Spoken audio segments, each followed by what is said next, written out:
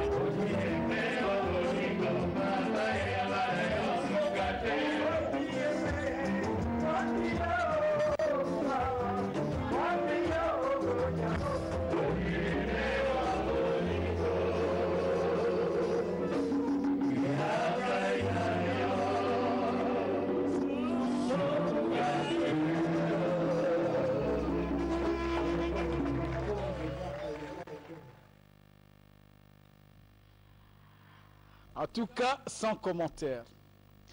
Na sali na tiba image ya na tina parce que zana ba Congolais musuba mama musuba na mboka oyo. Ba tata musuba na mboka oyo. Ba lokola mbongo tunda bango ba poche ko na forme banque. Ba yeba ko kansaka na ba Congolais te. Surtout ba artiste hein. Mais ba journaliste qui pas journaliste. Ata ba journaliste na pas matale na sa ba nisi likolo de kolanga. Milliards des milliards hein.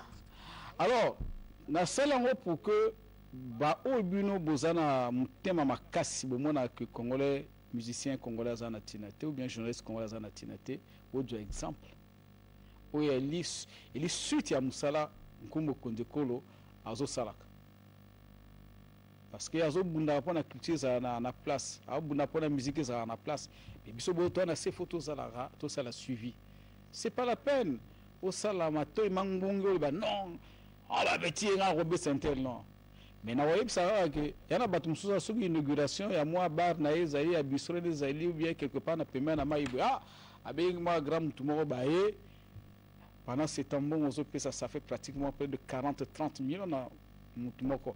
Imaginez 30 millions bokabola on a chaque arrondissement ou bien commune à Brazzaville. Boti 10 millions, 10 millions, 10 millions. Bokabia on a ban sa musique. Est-ce que vous allez le reste va le bela Congo na côté ça ba créateur ça pesa biso et ça que l'ingité. So ba beta biso to la musique a pona biso et ça que l'ingité ba zao a représente et ça que l'ingité. Yo mama wana yo na tata na botika. Mais tu bi bato ba boma musique na mboko te bango. Na ba Congo peut te bango. Le temps pendant qu'on ça que Steve Mbusa caméraman a biso ba image za pona e bongo azwaki moi pasi parce que kokone Mongo Joseph a kosaki 100 ans akufaki kala mingi te mais 100 ans au mundela pesi en fait a kozala ba 104 ans 106 ans auta kozosa molimo kala mingi te bebe ba bakundaki nzoto ya nkondo Mongo Joseph ezalaki bongo na cimetière ya centre-ville pe mamu kunjekolo Antoinette Sassou Nguesso ayaki bato bayaki belé parce que biso pe na mboka na biso tozaka ba centenaire il fallait kopesa lokumwa. Alors na arc patriote mususu asali musala kitoko pe ya bien abisi ke ali Osier Wilfried Osier le grand patriote mwana botami akoli na Congo asali d'études na États-Unis mtazo kambara actuellement arc a remonté arc a bongsi arc a lancé ngolo na mikolo arc so mondi ba agence qui toko ya kosakarate mbongo ya bato afuta bo bazanga afuta donc arc na position kosakarate ba msoya ba moya na sima ye mta relever ngo a patriote abi 40 ans na ko benga ta na benga pourquoi bana mboka ba beta musique a bien o lo ba makamba salité olim sanga phrase nza mabe habité to benga extra to benga musique ya mboka ala bolanda 40 ans inauguration to le ba 40 ans ya arc extrait beta kitolanda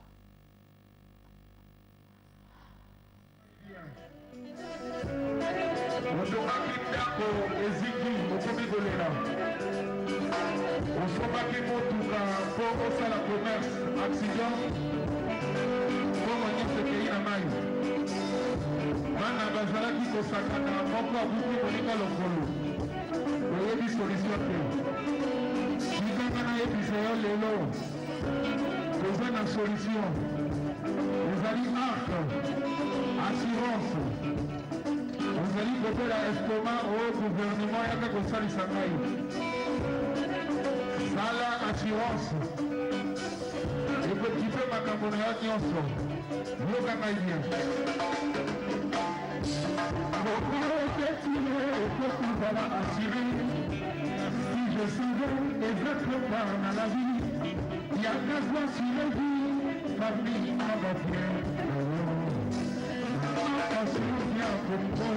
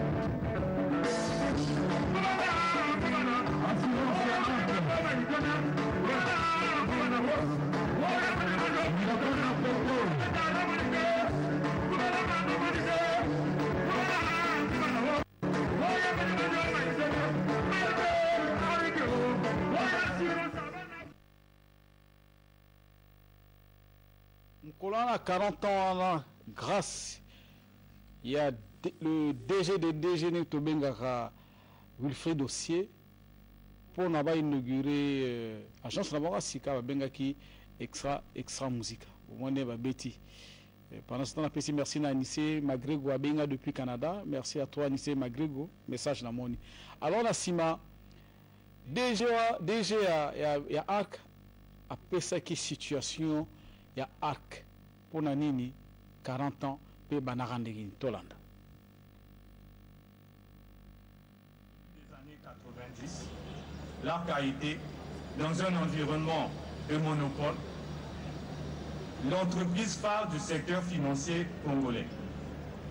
Elle a ainsi contribué à installer la place du Congo sur le marché africain des assurances et sur le marché mondial grâce à l'expertise acquise et à la bonne réputation qui s'en est suivie. Elle a également contribué à former la plupart des cadres congolais dans le domaine des assurances. Enfin, elle a fortement participé au financement de l'économie nationale au travers de ses investissements immobiliers, de ses participations à la création de plusieurs sociétés et au financement direct des besoins de l'État à certains moments. Au milieu des années 90, des problèmes de gestion et une mauvaise préparation à l'ouverture à la concurrence du marché congolais ont entamé la solidité financière de la société. Ce déclin amorcé a été accentué par la survenance des troupes civiles connues par notre pays à la fin des années 90, qui ont fortement détérioré les actifs de la société et envoyé l'ARC au bord de la faillite. Au début des années 2000, notamment en 2010, le gouvernement, au travers du ministre d'État en charge des Finances, a pris la décision stratégique de maintenir l'ARC en activité et de procéder à sa restructuration. Pour conduire aux destinées de la société, une nouvelle équipe dirigeante a été installée et celle-ci a résolument engagé et mené à son terme la restructuration de l'entreprise, bien évidemment sous le contrôle du ministère des Finances et de l'organe supranational de contrôle du secteur des assurances en Afrique francophone, j'ai cité la CIMA. Au sortir de cette dernière phase, l'ARC a été assaini. Son capital a été porté à 4 milliards de francs CFA, soit le plus élevé des compagnies d'assurance au Congo.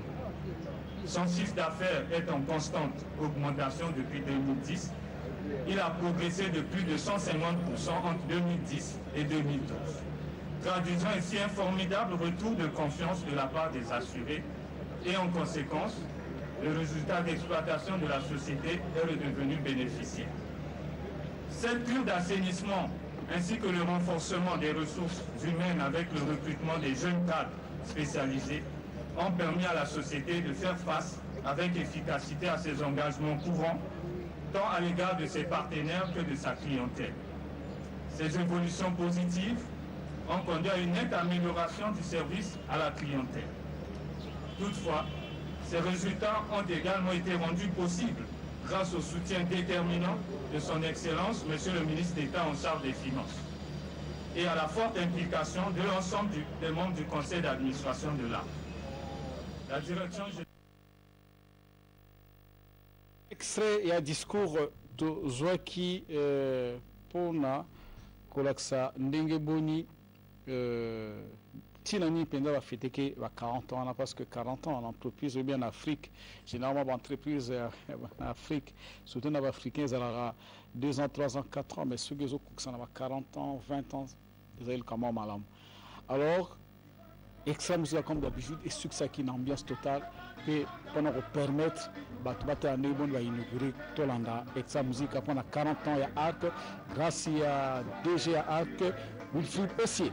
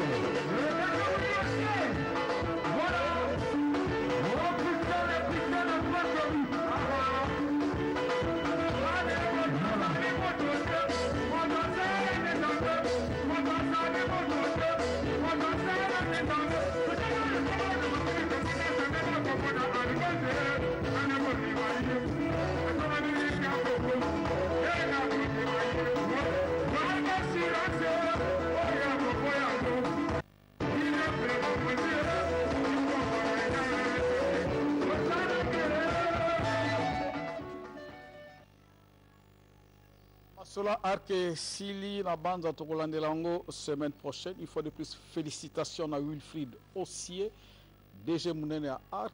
Il faut qu'on puisse le comme une entreprise en Mboka pour que Mboka puisse le Belango. Au lieu de la entreprise, il y a la silence en Mboka. Félicitations. Et puis, qu'on organise que la compagnie Boezali Kamaro Saranate à la ligne jeune, à Maïnanzoto. À Osam Salapenza Malonga. Ezali loko moko malamu il faut yeba ko féliciter puis l'air ko oyo ba ya ko pesa le pété nango sikoto le cas na information munene longo la sala moi bien parce que ça l'a fait à Beethoven le grand militant de la culture congolaise. Beethoven Germain Yombo mona Congo mona yebana wa bundela pour la musique ya Congo azonga ki simate azalaki na bureau na été. Avant de quitter, la mala oyo, il faut la tour na Washington, aux États-Unis d'Amérique, pour qu'on la culture en Mboka. Bongo na bokomi boye na New York. Comment qui est pas ambassadeur ya école biso Congo wapi ba solo la ki sima wana sa na Washington sa solo la ki na ba kambi ya école Amérique pour que même ma musique congolaise kuna ezala visible na bisika nyonso surtout na États-Unis bayebaka na Congo musique ezalaka bayebaka na Congo bayembi bayeli bayebaka na Congo danse ezalaka bongo na esprit oyo aza nango parce que aza patriote monene ye abazongisaki nsima te akendeki awa bayembi ye na ambassadeur ya biso ya Congo kuna na États-Unis basololaki mpe bayebisaki ndenge boni basi babongisi makambo pour que New du Congo oyo ekosalama oyo ezala be kuna na New York bongo ntina nango batali babolingo mboka soki ezoyebana te ezalaka malamu te mboka soki culture ezoyebana te ezalaka bien te. Beethoven Germain Yombo mwana Congo mwana Brazza oyo azali mpenza na tema boboto azana motema na bolingo apretaka oreille fine na musique congolaise ayibite na tambola na France na tambola na Égypte na tambola na Algérie na tambola na Afrique du Sud na tambola na Chine na tambola partout pourquoi pas na côte na kati ya continent américain mingi penza na centre névralgique ya économie ya monde ba bengi bongo États-Unis d'Amérique. Mondenga betaki pe salami na mbala oyo New du Congo ezali na New York abozomona akosolaka na ambassadeur pour rendre compte parce que bokolanda ba interview tout à l'heure ka moi bolimi soki moi ezali malamu te bolanda interview ya ambassadeur ya Congo kwa États-Unis pour na likambo ya New du Congo. ici aux États-Unis d'Amérique, spécialement à Washington, première capitale politique du monde, capitale économique du monde, siège du Congrès américain et des grandes institutions internationales, telles que la Banque mondiale internationale, mais aussi là où il y a le Smithsonian, qui est le plus grand musée américain. Ça sera une très bonne chose. Ça va contribuer très sérieusement au rayonnement de notre pays. Donc nous saluons cette initiative et nous mettons notre soutien pour la réussite de cet événement. Les artistes congolais qui viendront à Washington seront les bienvenus. Ils seront les invités. Donc aujourd'hui, avec M. le promoteur de musique et organisateur de la Nuit du Congo, nous avons eu un entretien avec l'ambassadeur afin de discuter du feuille de route de la 8e édition de la Nuit du Congo qui se tiendra à Washington DC, probablement au mois de mai 2013. Donc avec M. Yombo et en collaboration avec l'ambassadeur de la République du Congo aux États-Unis d'Amérique, son Excellence Serge Memoni, nous avons trouvé que c'était une très bonne idée afin de contribuer au rayonnement du Congo, parce que comme vous le savez, à travers la culture, on peut promouvoir notre identité culturelle, montrer le beau paysage du Congo et faire connaître à tous les citoyens à travers le monde, en particulier ici aux États-Unis d'Amérique, la culture du Congo et la richesse de notre culture.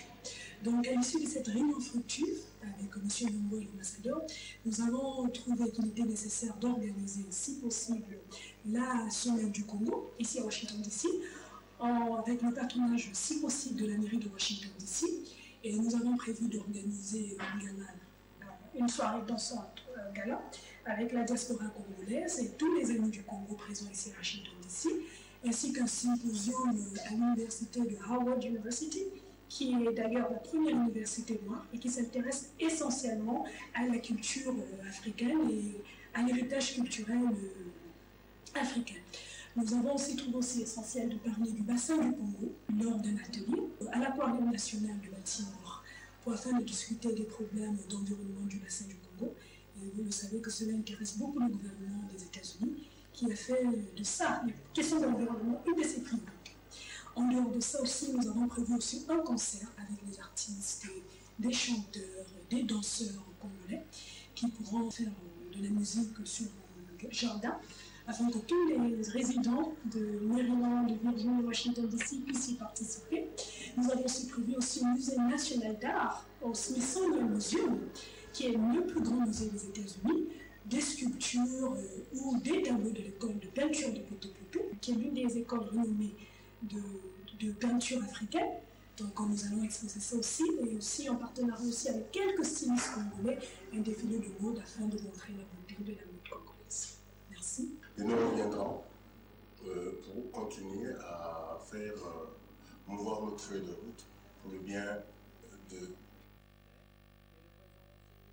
Réalité, tolbani sur la Beethoven Germain Yombo, tolbani sur Suni.